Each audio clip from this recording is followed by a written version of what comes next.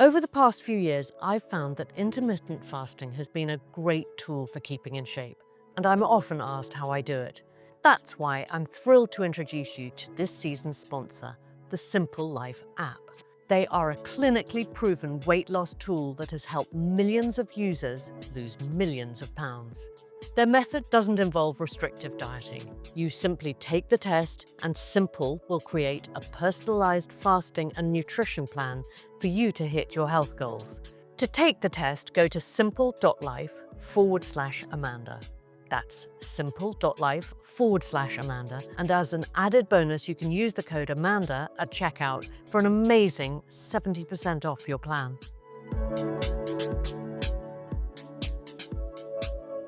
Today, I'm going on a style journey with digital creator and author Lydia Millen. Hello and welcome, Lydia. Hello. Thank you so much for having me. I have been holding off saying how grateful I am to be here all morning, but thank you so much for having me. It's a pleasure. I mean, it's so lovely to meet you when when you see someone online so much and you do slightly feel like you know them and we've never met before. And you have a whopping 3 million plus followers on your combined social channels. And I just, you were one of the very early adopters to YouTube and content creation. And I would just love to understand what that journey was like. Well, I have to start off by saying we haven't met, but I have been a huge fan of yours Oh. for so long. You're absolutely correct in what you just said. I've been doing this for a very, very long time. And one of my favorite memories is me scuttling around London Fashion Week, going to fashion scout shows, dreaming of an invite to one of your shows. I used to go to Harvey Nichols and try on all of your clothes in there. And Oh. so I don't think that Lydia from back then would believe that I'm sat here now with you. So genuinely, Well, welcome. this is a moment for me. I think I need to take a moment to just take it all in. Breathe. Yeah, yeah. But, yes, it was very I was very much very early to the blogging side of things, I would say. YouTube came a little bit later for me because I think I needed to build up my confidence in myself. So I was a blogger for the first sort of few years. I've been doing it about just shy of 15 years. Um, Which, in the context of social media, is a long time yes. because Instagram broke in 2010, was it? Yes. So before Instagram, there was something called Lookbook. Yeah. And that was where I took my first tentative steps into the sort of social media sharing side of things. But if we want to go way back before, I mean, even when I was 16, and I always talk about this, and no one has ever heard of the websites that I'm talking about, but there was this thing called Homestead, and you could build your own website. And so As I I look yeah. blankly at you. Don't worry, everyone does. I used to code my own websites, and I just used to take pictures on a digital camera when I was hanging out with my friends and document things then. And that's years and years ago. And then when Lookbook came around, it was sort of like, it gives a little bit of like a algorithmic feed and that kind of thing. And so I started building an audience there quite quickly. And then it was Twitter, and which is I don't actually use anymore, I don't use Lookbook either. But I remember Instagram when it wasn't a photo sharing app. I remember when it was just an editor. When do you think you really nailed your content style DNA? I have to be honest, I don't know if you ever feel like you're nailing it. It's such a bizarre industry that moves so quickly. And so I've I've learnt that sharing things that I really enjoy sharing is the key to making it a really enjoyable process and not worrying too much about making it perfect and making it cohesive. Just, I like taking photos of nature, but I also like outfits. I also like little bits and pieces like that. So just marrying that all together has more than anything just been something that I've played around with and explored. Now, your husband, Ali, is also a digital creator, and I noticed your feeds, it's like a Mr. and Mrs. of it's similar, Mm. but his is more masculine, obviously, yours is more feminine. Do you spend hours talking about what you're creating and how you're posting it? And is he a sounding board to you? Well, first of all, I am truly honored that you think that mine looks like his, because his creativity is another level. Like, he is a pure through and through creative. His vision, his ability to capture things is so inspiring to me. Do you So ever pinch some of his photos? I think we do a little bit of both for each other. Like, he'll take, he likes to copy my outfits, so he'll see me put together an outfit and he'll go into his dressing room and change and then come out in the same outfit. In fact, someone spotted us at Hopefully similar, not the not same. the same, but In your gym leggings. someone saw us at the garden centre recently and sent me a message on Instagram to say I loved your matching outfits, and I hadn't even realised. I was like, oh God, we are at matching outfits. But no, I think we very much share a lot of the same values and sentiments, and we enjoy so much the same. We're very similar in energy, I would say, both Aries, and we're like best friends. So we enjoy doing so much together that I think that that would be like a natural progression. And I think our evolution online has been quite similar as well. And so we have conversations. We love being creative together and having ideas and changing the way that we create our content. This year for us, we're really focusing on enjoying the moments and capturing them in the moment. I think over the years, content creation has been about volume and getting lots of shoots out and things like that. Whereas now, if we're going somewhere, we want to capture a moment, and a moment that we're really enjoying. And that's been really lovely seeing our content evolve in that way. And it feels a lot more authentic, which is a huge focus for us as well. Now, I've noticed that the quality of your photos is phenomenal. What are you using to take them? A very loving husband. But what No, what no. is what is he using in terms of camera? That is definitely an Ali Gordon question. He has a Sony A7R Mark something. He's definitely the So it's not the good old iPhone. sometimes on videos. We're trying to do videos a lot more in the moment with our iPhones, and they're generally better received. I mean, the whole process of content creation is it's extended. It's enormous. I've talked to content creators who say they'll take 500 images to get one. Can you talk me through your process?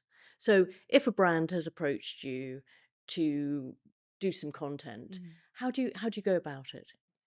Well, I really like there to be like an authentic relationship there as much as possible with the brands that I work with, so that we both understand, because it is a collaborative thing. I think a lot of the time people think that it might just be, oh, here's this and you go and do it, or you have to create what the brand would want. And the thing about this industry that I love so much is that it's that collaboration of the two. So we're sort of interpreting this product, what the brand stands for, in our own personal style Mm. way.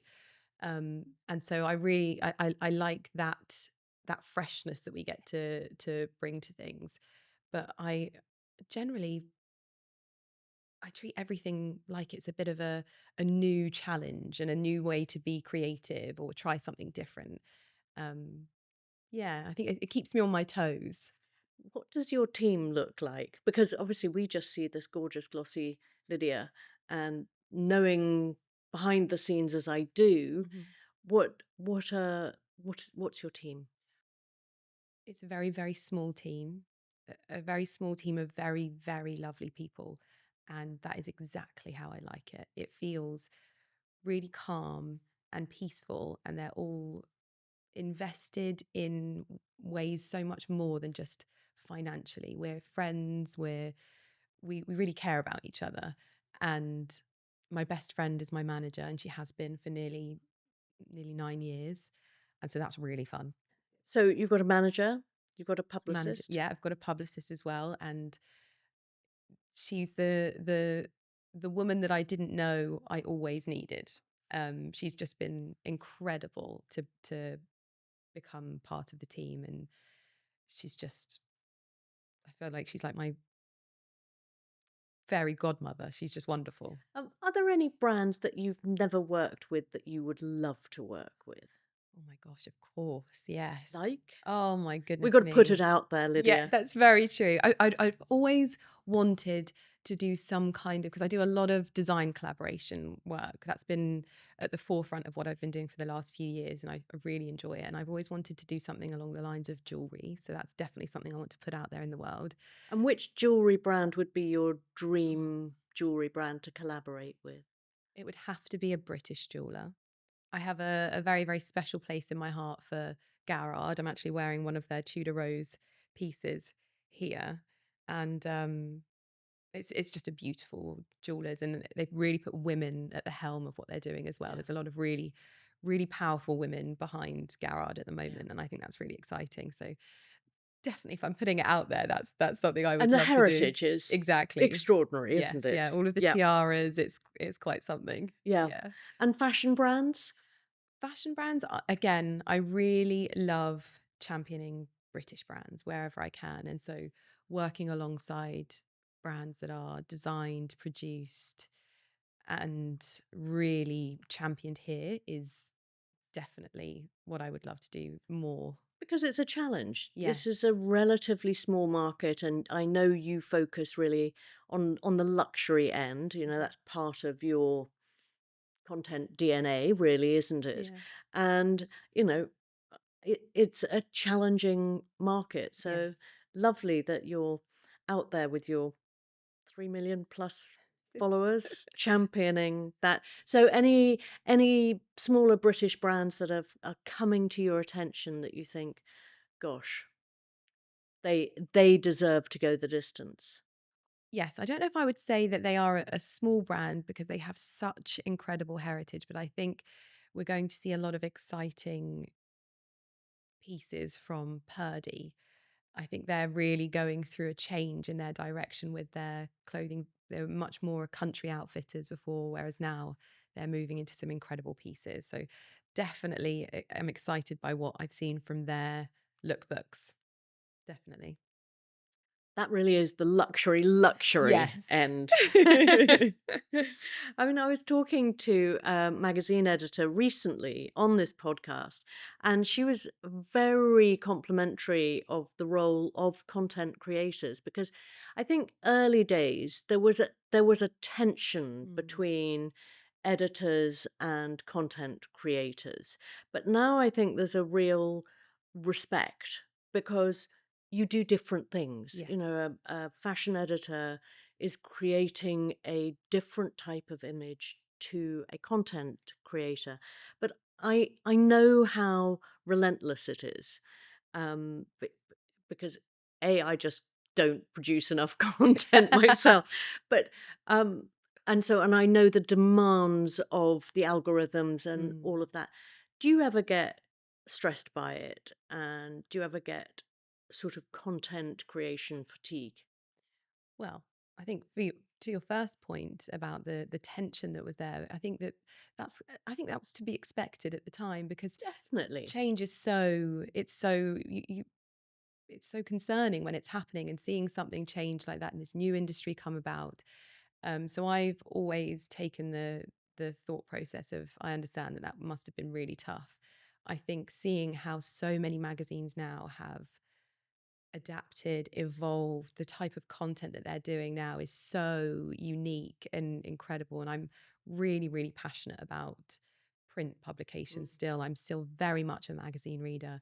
And so I'm someone that's always kind of championed and flown the flag with that one. But I wouldn't ever say nowadays that I get stressed with it because I just always feel so lucky. I honestly genuinely mean it when I say I feel like the luckiest girl in the world that I get to do this as my job. And I wouldn't want to steal that joy from myself by getting stressed. So I really try to manage that and be realistic. And just one of the things that I've tried to do this year is lean more into the inevitabilities of life.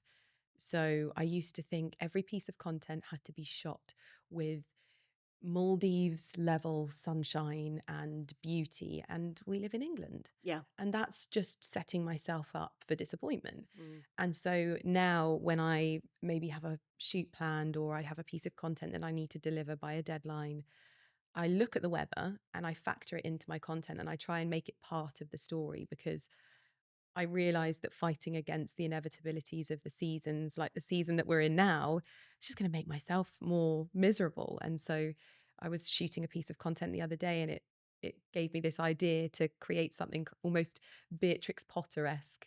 I don't know if you remember the Oh, series. yes. And Oh, there's yes. I've always got the scene of Beatrix Potter painting on the hills, and then the rain starts coming and she runs in with Peter Rabbit and she's got her easel under her arm. Yeah. It's so magical.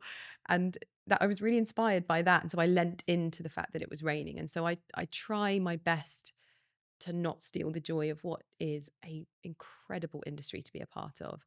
And like any job, every job has its drawbacks. Yeah. But I think in my industry in particular, they are very, very minor in comparison to the wonderful things that we get to do. So Yeah. I wouldn't want to say that it ever gets beyond, a mild. Yeah. "Mm."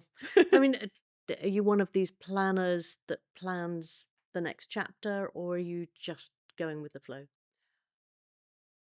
Like you said, I love this industry so much. So I really hope that I'm well into my 70s and I'm still uploading videos onto YouTube. And God, I I'm hope you are too, because we need people of all ages to yes, be inspirational. 100%. And I really see a wave of those different age groups happening right now. We've got Joe Good, who's creating the most incredible I content. love Joe Oh, Good. I I just love her. absolutely do. And And then we've got Nadine Baggett in yeah, the beauty side of things. I just think Nadine is phenomenal and such a powerhouse as well.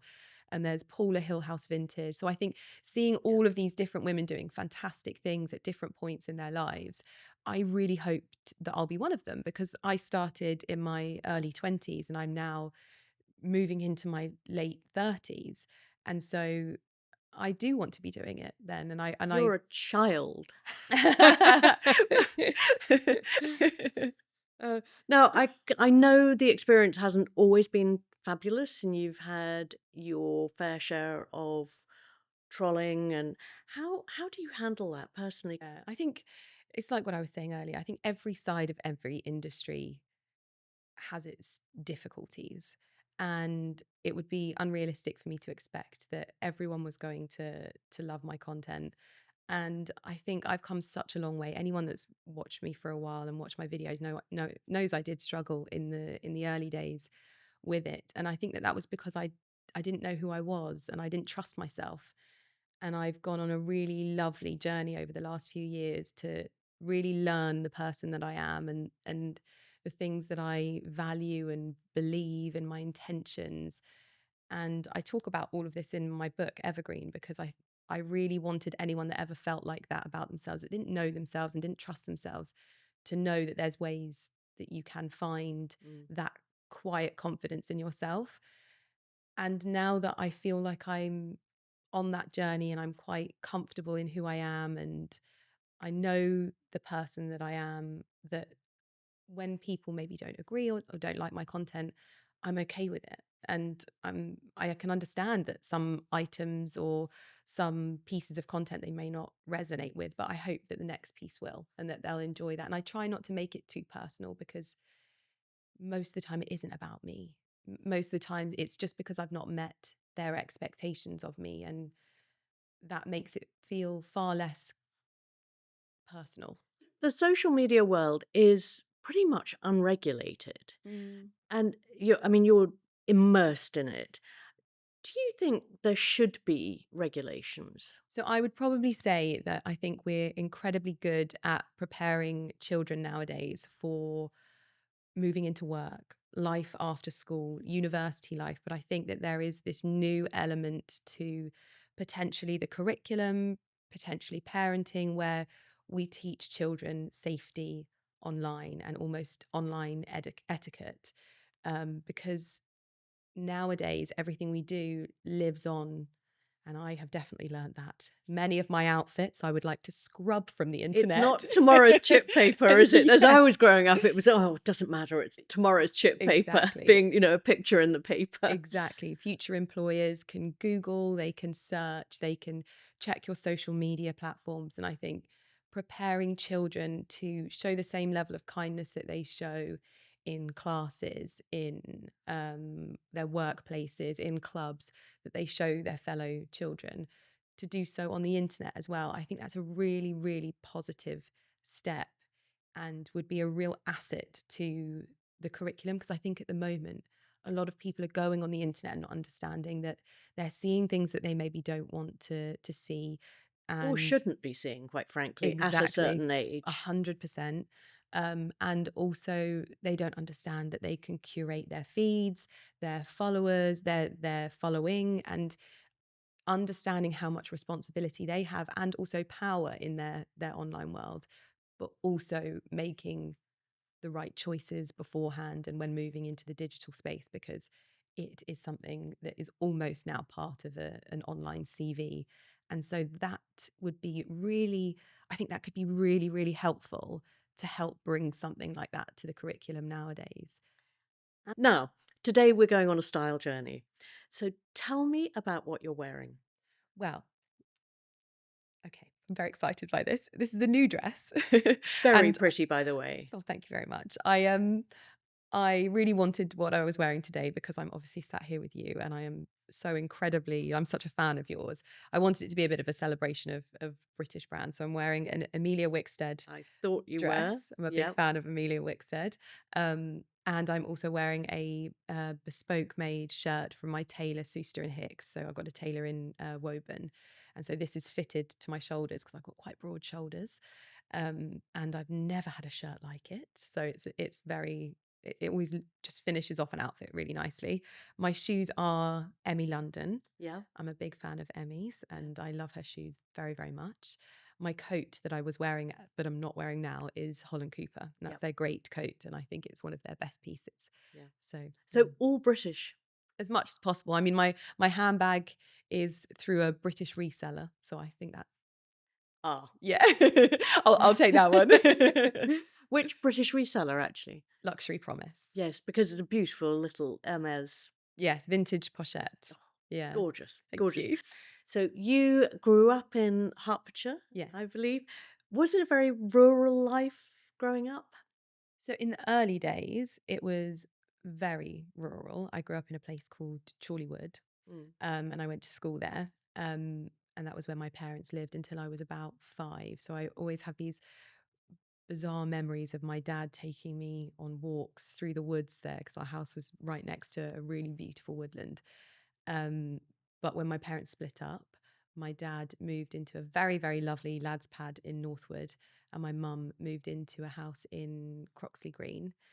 And so slightly less villagey, more town Urban. village. Yeah, a Yeah. little bit more.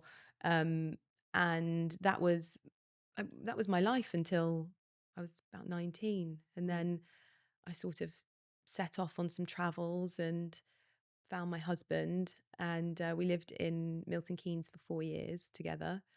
And then stumbled across a house in the middle of nowhere in Northamptonshire. And we didn't even see it in the daylight. And little did we know that that would be the place where we really found our connection with nature, Oh, because lovely. it's partially off grid. Yeah. There's no, we don't have our own mains water supply. It comes from the local farm. We don't have our own gas, sewage. So it's a really different way of life for us. But there's been this sort of threading through of nature. But Yeah. I really found my place with it when we Yeah. moved. Gorgeous. Were you very aware of your parents' style growing up? I don't think I was aware of it growing up, but now I think I cannot believe how stylish my grandparents, my mum and dad were. When I look back at pictures, their outfits now, I wear them. I wear the same things. Lovely. Lovely. But do you remember that first moment that you put something on and it felt really good and it changed how you felt about yourself? Do you know what? That was something I thought a lot about. And I don't actually think I fully understood the impact of a good outfit, no matter what that is, whether that's a comfy pair of pajamas or whether that's an outfit like I'm wearing today. I don't think I understood the actual impact on my well-being until COVID, and when there was no reason to go anywhere, and we were all sort of faced with that opportunity to just stay in our pajamas all day and getting up and not getting dressed. I quickly realized how much of an impact that had on my well-being. And now this is something and a lesson that I again talk about in my book Evergreen, but also practice daily, is this element of taking real care in what I'm wearing on a day-to-day basis, whether that is my pajamas or my outfit for the day. And it shows a level of investment in myself. It's Yeah. less about other people and what they think about my outfit. It's more about the investment in myself that I'm making in what I'm wearing. And it shows, it's almost telling myself that I'm worth dressing That. up for, if Yeah. that makes sense. I love that. I mean, were you a rebellious dresser as a teenager? Did you go through that? Do you want me to get out the picture of me with a mullet? Because I'll do it. I'll do I love it. it. Would that fall into your worst fashion moment, do you think? Well, like we've discussed, the internet never goes away when you've posted outfits for Yep. 15 years. So I have many, many of those times. I wish I could just say no. No, actually I've never had that. But yes, I think this was actually before the internet. And it's one Yeah. of those things that there's only so often that you can bring something like this out and really celebrate it. Otherwise you'll just feel terrible about it. But yes, I basically I got myself a boyfriend when I was about 18, and he was so cool. And he had tattoos, he was a bit alternative, and I'd fancied him for a very, very long time. And I couldn't believe it when he actually showed interest in me.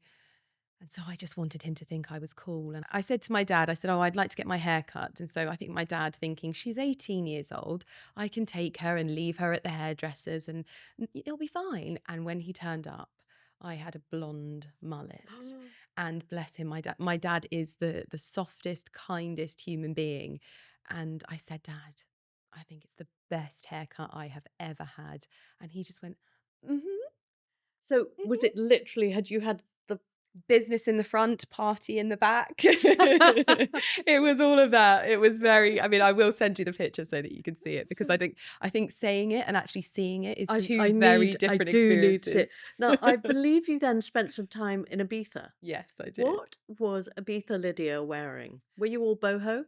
Yes, the majority of the time, I think you naturally adopt the way of life in Ibiza. I'm Mm. sure you must Yeah, spend a lot of time yeah, there because there's something incredibly magnetic about Ibiza. yeah. I first went on holiday there with a friend when I was 17, and I never forgot it. And so after breaking up with a boyfriend, I was completely heartbroken. I thought, "Do you know what? I'm gonna go and I'm gonna do a few seasons and see how I get on." And I loved it. It was so much fun. Mm. And I learned so much about myself. I learned so much about what it really truly means to stand on your own 2 feet. And it was where I really discovered my joy for working. I love working hard. I mean, that's the best life lesson there is, isn't Yeah, it? Wherever you get that lesson it's so from. true, so true. And I just it was such a wonderful way of life, and I ended up spending four summers out there.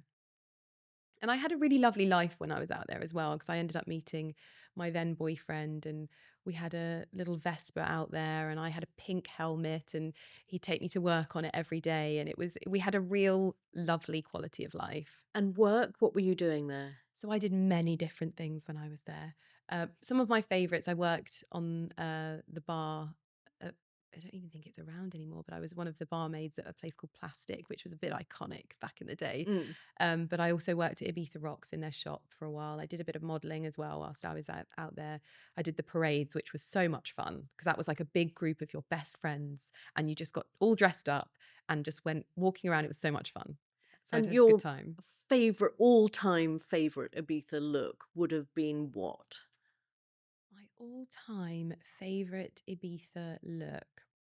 The thing that I loved about Ibiza was like you find these hidden gems of boutiques just Mm, in back streets, whether it's in Ibiza town or in Santa Eulalia. Like there's just so many different mm, places, and you'd find beautifully made trousers, the most incredible linen. So I think I wouldn't be able to pin down one. There were so many facets to my style whilst I was out there as well that it was just every day you were discovering something new, and I mm. and I really loved the laid back sense of style out there, and it was you're making me miss it now. And, do you still have any of those pieces? um Gosh, I don't know if I do. I don't know if I do, you know. Because it strikes me that Mm. your style now is very polished, very luxury, very quiet luxury, Hmm. actually, It's very kind of you to but say. no, it does. So I wonder if you were going back to visit Ibiza now, Mm. would you how do you think you would dress as Lydia now on holiday in Ibiza? That's a very good question. Well, luckily for me, I still get to go back and enjoy Ibiza very much. I went and stayed in at Zaro recently, and I think you naturally adopt the influence of the island. It is so special. And I think that it wouldn't be too dissimilar. I just think it'd probably be cleaner lines. So a lot of linen shorts and wide leg trousers and linen shirts and really natural oatmeal tones and neutrals, Mm. and just a lot of natural fibers because that's what I love in summer. Nothing too busy, nothing too out there. I think that's the fun thing about fashion is taking the influence maybe of where you're going and marrying that with your personal style is quite exciting. I like that. I mean, have you ever been a lover of strong color? Because think of you and your grid, and it's all lovely shades of neutrals and naturals, um, and I don't think I've ever seen you in strong colors, sort of primaries. I tend to save strong colors for big moments. I think I like to, if I want to wear an outfit that I feel says something, then I'll wear a nice bright color. So at Ascot last year, I wore a really lovely blue dress made by Sassy Holford, and we actually worked to bring it to life together. Mm, And I just felt incredible in it. And I think at special occasions like that, I really like to do something different where I can. And then when I went to the Glamour Women of the Year Awards last year, I wore a bright red Sassy Holford dress and jacket. And so I do, but I save it for those moments when interesting. I want to make a bit of a statement or an impact with my Yeah, style. yeah. Let's talk about bags for a minute. I've noticed you've got some real beauties. Um, Do you do you consciously source some of those, well, let's say Hermes bags from vintage Yes. outlets? Yes, I do. I think I have 3 vintage bags. I don't have a big handbag collection, not anymore anyway. I used to have 75 handbags. Woof. I know. I was a big handbag collector, and I think And were they all designer bags, or did they span the spectrum? so I've always had a passion for well-made bags. And I think Does that mean expensive?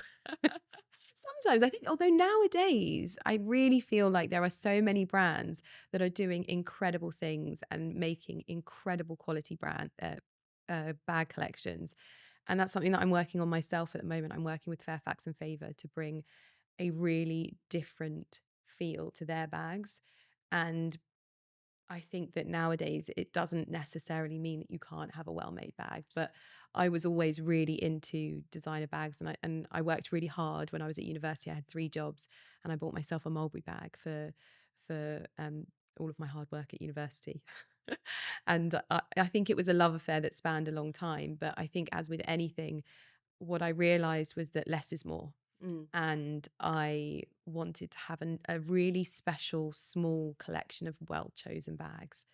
And whether that is a vintage Kelly from, oh gosh, I think it's the 1960s 70, I think it's from. Which is just beautiful in Mm. the beautiful rouge age. So it's a real testament to the heritage of the brand. And then my more recent vintage purchase, which is the Canny Pochette, which is 20 years old, just about vintage. Mm. But I really like that, and I really like the elements and the intrigue that it brings to my outfits. But I choose wisely now, and I have a collection of about 15 bags now, which is still a lot, and I feel very grateful. But No, I don't think that's a crazy amount. What happened to the other 60 then? so I sold some and chose to invest in the bags that I have now. And but a lot of them I did auction off as well. Most recently I auctioned one of my Fendi Peekaboos for the King's Trust. Oh, good girl. Yeah, it was really wonderful. Such a lovely day where I was actually hosting their lunch with an old bag that they have in Scotland.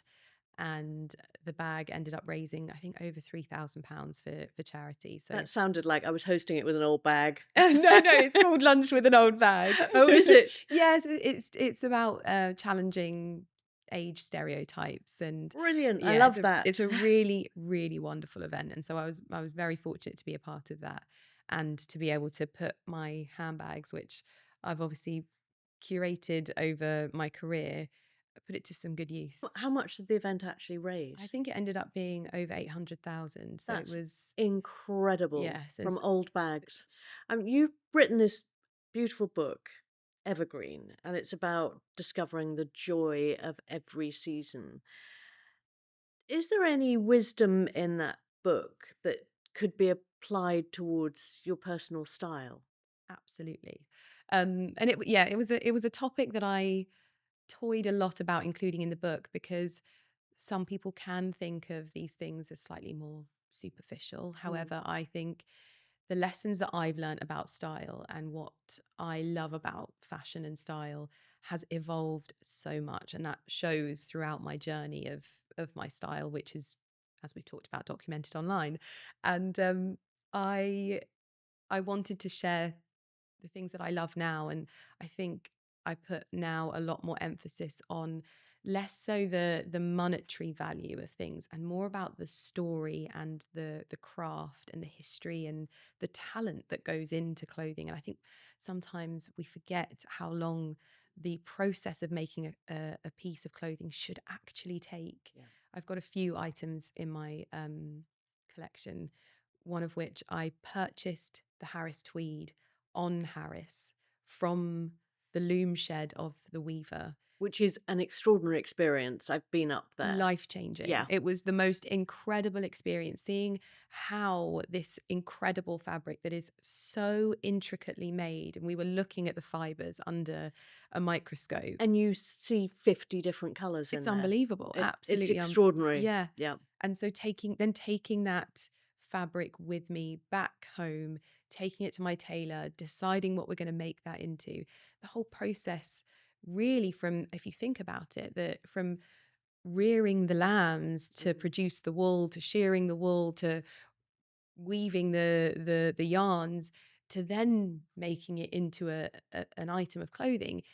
It takes years almost. And so I think that's where I put so much emphasis now, as much as possible. And of course, I also have to understand that and acknowledge that not everyone can afford that side of fashion Yeah. as well. And so I try and keep my content quite balanced. And if I'm buying an Amelia Wickstead dress, I like to try as much as possible to find timeless classic pieces that could maybe be bought for lower price points, but I try and hit as many of those core values of my style where it's beautiful fabrics, beautifully made, British produce as much as possible. But I'm sure you're well aware of the difficulties of hitting and the costs of those Yeah. things. And so you usually have to sacrifice on a one or two of those elements. But I like to offer people the option, especially my audience, because I know that some of them are busy mums working 9 to 5, and their disposable income isn't the same. And so, Mm. but they still want that element of timeless style. They don't want to be buying Yeah. something new every week. And so it's definitely, it's a line I try to walk, and not everyone always understands that I'm offering perhaps this lower price point, but I'm trying to do my best in what I'm sharing online with the values that I now hold. Yeah. So I would definitely say that in autumn, that kind of encompasses a lot of my style from the book, within the book. Yeah. Lovely. Lovely. Talk briefly about hair, makeup, and manicures. What is your approach? That's so funny that you've asked that, because I've almost had a bit of a change over the last year where I'm not wearing fake tan as much, whereas I've worn fake tan for years and years and years. And I've stopped. And I was actually saying to Charlotte earlier, I've reached that point in the year where none of my foundations match my skin tone because it has been winter for a very long time. But yes, I've gone through a bit of a change, and the fact that you mentioned manicures, because I this is my first time not having gel nails in about 10 years. And you still have nails. I still have nails, although my horse might change that very soon because he's ripped a few of them off. But no, I do so many things like outdoors Yeah. and in nature, and I also value that time that I was spending in the chair having my nails done, and I was starting to resent it, and I don't want to spend 2 hours every week getting my nails done, and so I'm trying at the moment. I describe it in one of my videos.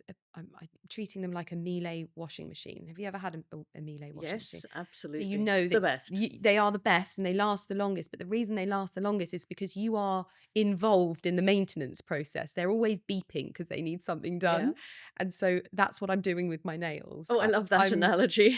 I- I'm like I have a brush in the shower with me that I can brush my nails. I'm filing them when I'm watching TV, trying to like habit stack it a little bit because Yeah. I don't want to lose that time. I think, I couldn't agree with you more. It was during lockdown that I decided, because I've always loved a beautiful nail. It's important. I talk with my hands. yeah, yeah.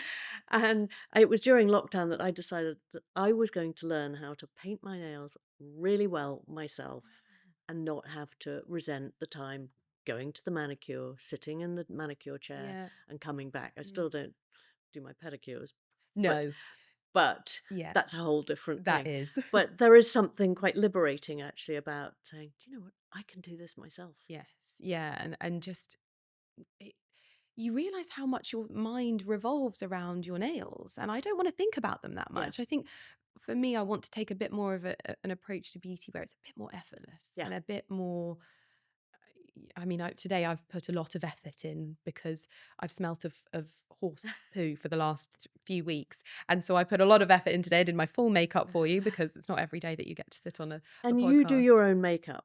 Most of the time, I do have a makeup artist who helps with doing my makeup for events because I can be a bit of a one trick pony with it, and she helps me be a little bit more elaborate and Yeah, try different things and impactful, and she's amazing. She, yeah. again, my friend of like 15 years. So You've got some good friends, girl.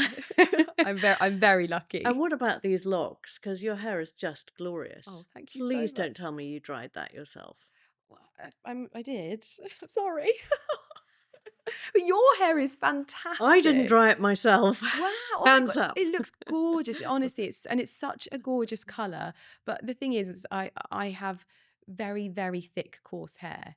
And I've had to learn over the years how to manage it myself because not a lot of people know how to do hair as coarse as mine. I've had a lot of bad blow dries in my life. And so yeah, learning, and again, I think it's along the same lines as nails.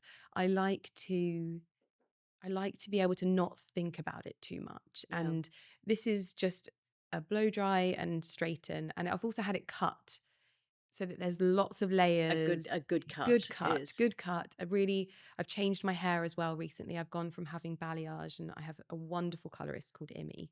And we've taken my hair from balayage to just a very delicate highlight.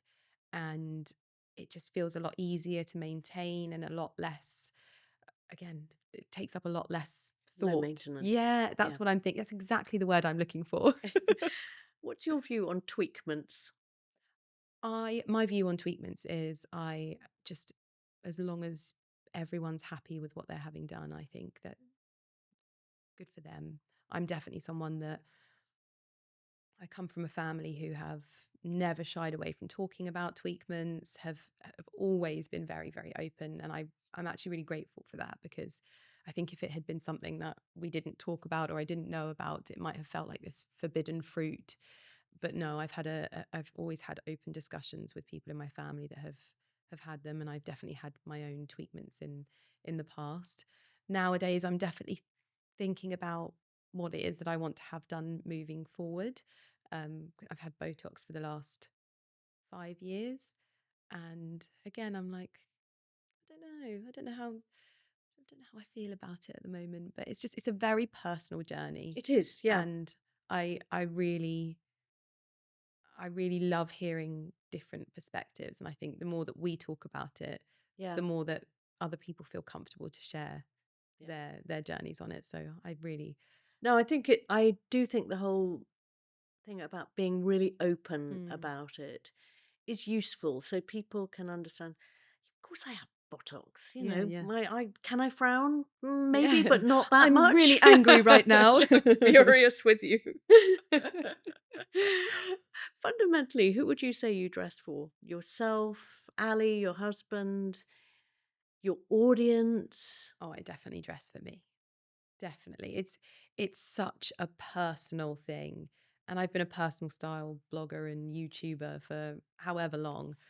And I think there's almost been that transition that I talked about, where maybe I didn't know who I was so much in the early days. And then when I learnt who I was, I realized that dressing for yourself is such an empowering feeling. And some people will question things that I do, but I remind myself I'm not dressing for you, so of course you wouldn't like it. I'm Yeah. dressing for me. What did you wear to get married in? I wore a two-piece wedding dress, because I really wanted to feel like I was wearing my wedding dress for the duration of the celebration. And so I wanted to be able to change the top and just still feel like I was really wearing the dress, because it's not often. I hope it's the only time I'll ever have to wear Mm. a wedding dress. And I wanted to enjoy wearing it and really feel like I got the full use of it. So, where were you married? So I got married at Ainhoe Park. Oh, lovely. Yeah, so you can't get married there anymore. Now it's a furniture shop. No. Yeah.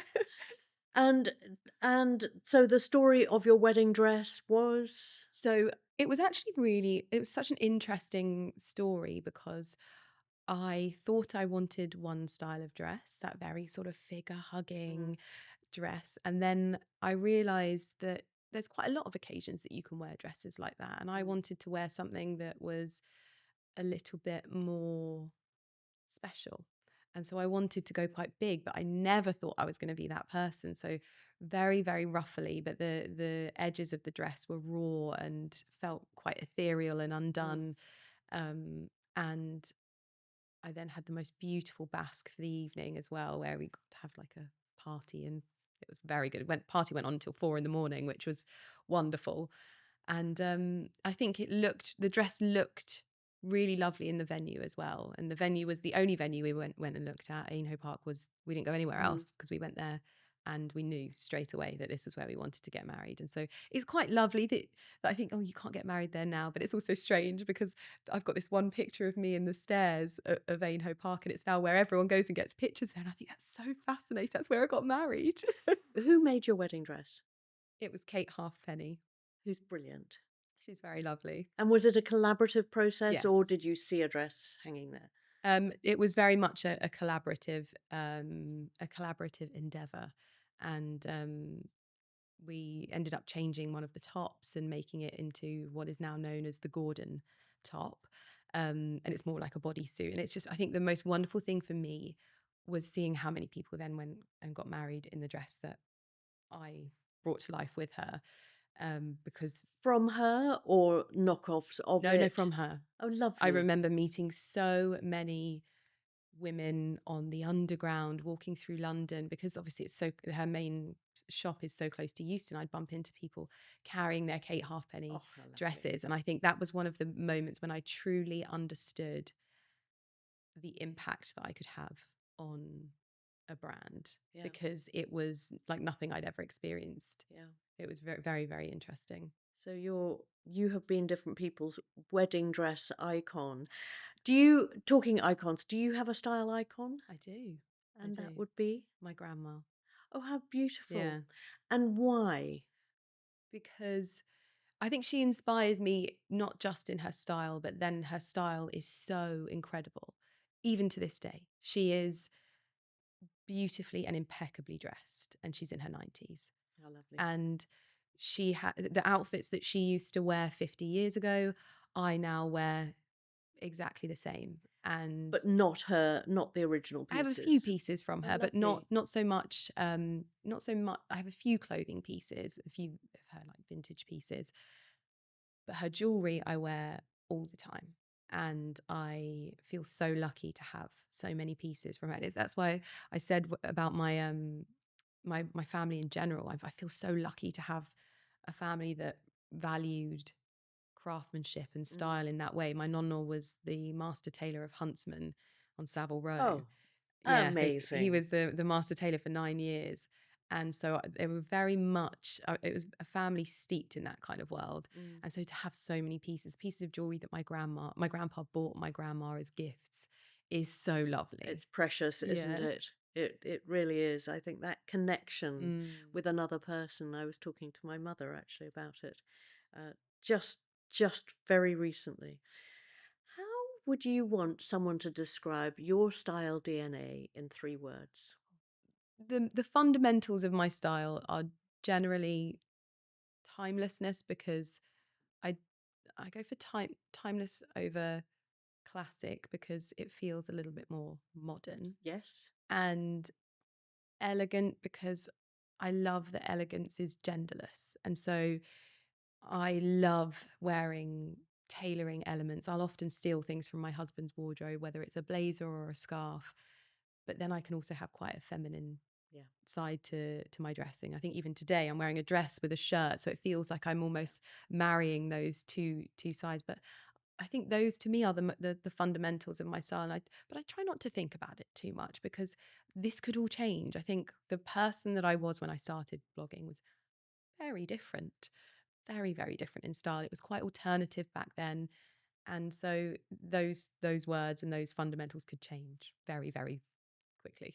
I mean, on that note of changing or evolving, do you ever use a stylist to work with you I've never used a stylist. because you are the stylist? Yeah, well, yes, definitely. I think there are definitely moments where, and this is a topic that I've been mulling over a lot, because I am a personal style blogger, and I think that that's where everything started.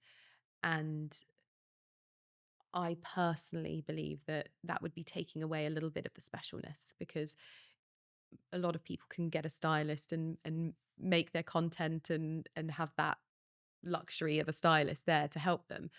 But then there is also that importance when I'm attending events or doing photo shoots, that I can totally see how having access to other styles and pieces would be invaluable. And so it's definitely, it's I'm sort of here at the moment where I'm thinking about it and exploring it more and more. Do you have one particular person? Obviously, your grandmother's your style icon, but is there one particular person, woman, that you look at and you think, God, I love her style. Every single look she wears is just perfect. I think I take a lot of inspiration in the cleanliness and the clean lines of her style, and the classic nature of how she dresses from the Princess of Wales. I think that she just epitomizes timeless elegance, and I think I love the way her style is so, it's so, I don't want to say that it's safe, because she wears such bold colors sometimes Mm, as well. But I think she provides a lot of inspiration that can be taken away and replicated on many different budgets. mm, And I think that that's a really unique way to have personal style, where you can take that, and a simple black coat that she could wear can be replicated in so many different budgets. And I really like that. mm. I mean, how do you feel about the recent announcement of her Kensington Palace saying that they're not going to release the brands that she's wearing? I think that information will come out easily anyway. There are so many pages dedicated to finding her style that I often find out from those kinds of pages before it's even released. Mm, So I would say that it will still very much, I think what they're potentially trying to do is to just keep that focus. mm. But again, I don't think any of these things are set in stone, and they may change their mind, but there we'll still find out. We'll still know. Good answer. That I mean, that's what I said. I was asked exactly the same question in an interview the other day, and the fact of the matter is, A, editors know exactly what she's Exactly. wearing because their eye is in, Yeah. and B, if they don't, AI will soon be telling Yeah. them. Do you have one item of clothing or jewelry or accessory that means the most to you? I would say that it is anything that I have been given by my grandma or by someone in my family. I think I've got, as I mentioned, a couple of coats from my grandma. I've got a pair of wonderful aviator sunglasses from my dad that I have a picture of him holding me wearing. Oh. Gosh, how old am I? Must be over 30 years ago. And there are bags that my grandpa used to carry on all of his business trips that I still have. They're ripped and threadbare, but I Mm. love them. Yeah, And I think that's where I'm quite a sentimental person. yeah. And so just having those things that I can actually continue to use and love, especially the jewelry that I have from my grandma. I don't have a lot, but I'm in such a wonderful position where sometimes I get to go to events and it brings me so much joy to be able to wear those pieces. I'm sure my audience is probably sick of the sight of me wearing the same jewelry, but I think that that's lovely, seeing someone It's wear something that they love. it really is lovely and to be applauded, Yeah. I'm definitely. glad you think that. Let's talk about travel. Ooh. Are you very aware of your airport look, what you wear to travel in? I'm a person that's very aware of all of my Yes, I was going to outfits. say you don't put anything on by No, accident. I'm very, very considered, even down to my pajamas. I'm just because I know how it affects me, Yeah. and I want to be comfortable. That's one thing that I say constantly on my channel is I want to be comfortable, but I want to look lovely. Mm, And so really finding things that are comfortable that I feel lovely in are at the top of my style agenda, I would mm, say. And so if I'm traveling long haul flights, I want to have a nice comfy set of cashmere on so that I can snuggle down, and I've got cardigans and jumpers and layers. I'm mm. really mastering the art of layering at the moment, especially at this time of year when it's cold. And so yes, I think that's my personal journey, Yeah, and I think there are so many different ways to do these things, but I always champion this because it wasn't something that I realized how much it impacted me, taking that amount of joy in those yeah, kinds of things. yeah. Lovely. What luggage do you use? Oh, um, I don't know if I would recommend it. It's one of those things that I splurged, and I'm just not certain that it's like the best. So I wouldn't want to say, because I'm not someone that usually talks about things negatively. I just, if I buy something and then I don't talk about it, my audience generally know that I don't like it. Right. What type of luggage would you like? Oh, what type of luggage? Well, do you know what I think that you realize with luggage is that it's a bit of a head versus heart, Mm, because if you buy the same that everyone else has got, and it's usually the more subdued things, you very much run the risk of having your luggage taken by accident. yes. Um, so, and that's what I've done. I've kind of got the same luggage that most people have got, but now I've got these little sausage dog charms that I found on Amazon. If you think of the Hermes rodeo charm, Yeah. it's like that, but a sausage dog. Oh, And fantastic. I've got them on everything. I'm so sad that they actually look a bit weird on my little pochette because every single handbag either has a sausage dog or a horseshoe bag charm, and I put it onto my luggage as well. And so I can tell by that, but I would say that I want to find like a happy medium between a luggage that I can identify as mine that isn't in your face, but also doesn't look like everyone else's. I don't see you with bright orange No, luggage no. somehow. I'm coming on to sort of wardrobe secrets. What, if anything, do you feel you've got an excessive amount of in your wardrobe? Pajamas. Really? And Yeah. what brand would they be? Just comfy pajamas. I don't really discriminate against a good pair of pajamas, to be honest. I really love pajamas, and I think that everyone in my my husband would definitely attest to this. He would say that she's got too many pairs of pajamas. But my one little thing when it comes to the art of pajamas is I love a fresh pair. That's like my thing that just I really like to put on a fresh pair of pajamas. And always cotton? Cotton, silk, mostly sort of natural. There's also Mm, bamboo. Bamboo is really good because you get the like the cooling benefits, but also the warming yeah, benefits as well. And I would say cotton bamboo over silk because the comfort in being able to stretch yeah. and that kind of thing. But my husband drew the line at me ironing my pajamas because he said that there was no time for any other things being ironed, so I'm not allowed ironed pajamas anymore. Your guilty secret. What is the most expensive item of clothing you've bought? I'm not asking the price tag, Mm. I'm just asking what it was. I get so much wear out of my wardrobe nowadays. I've changed so much that I'm like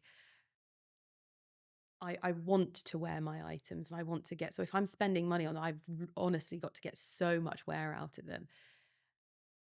But I've got a few suits that I've had made bespoke, which is such an incredible process to be a part of.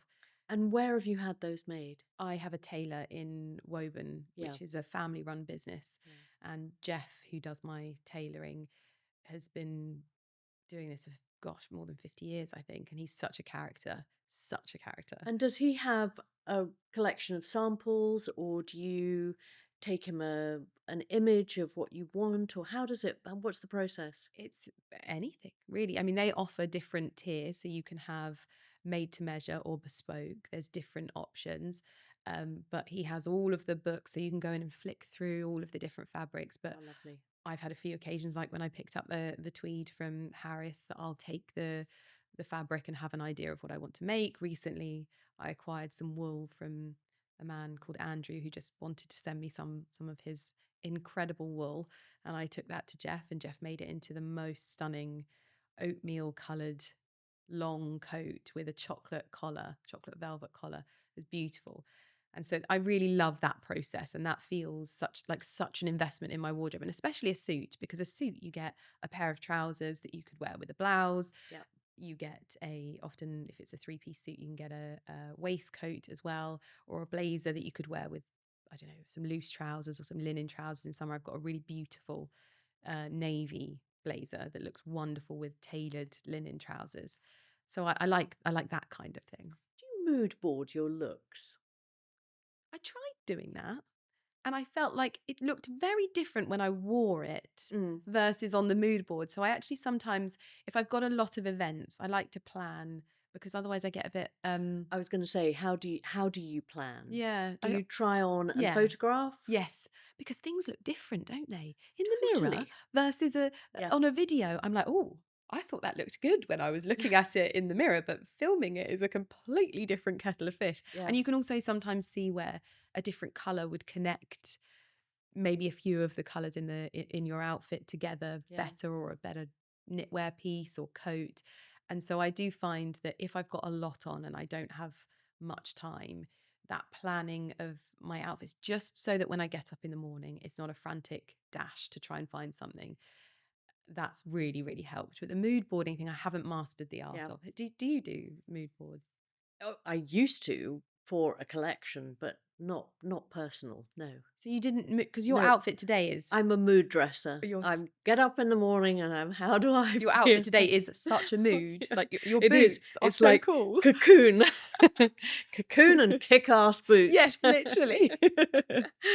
Now, you've talked a lot about how you actually love sustainable fashion. You love timelessness and all the rest of it.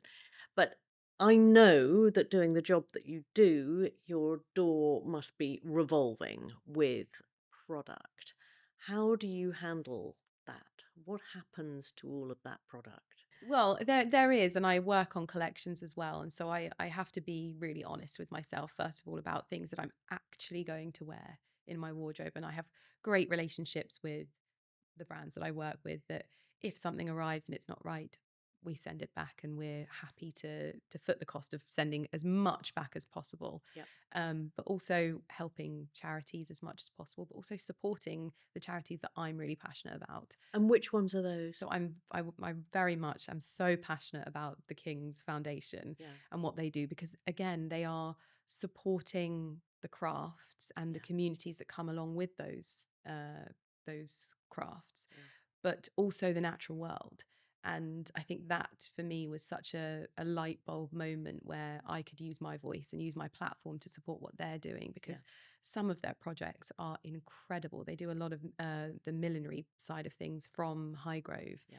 And I met with the most incredible lady called Jess, who she's one of, I think, two that is still able to weave hats in the way that she does. And her next project is to actually grow the straw Oh, how and lovely. harvest it herself to Lovely. then produce these pieces of art. What she's doing is absolutely incredible. And I could listen to her talk about this all Mm. day, but the the most important thing for me is to be able to support them in that Well, way. and using your platform Yes, to educate because, absolutely. Absolutely. that's the joy of Exactly. reaching so many people, Yes, and isn't it? then the other side of things is I often like to invest in brands as well wherever I can, and I'm invested in Tala, which is owned by someone who I admire hugely in this industry, Grace Beverley. She is absolutely incredible, and it was a joy to be able to come on board like that and support a brand that is really educating on the realities of sustainability and what sustainability actually means. And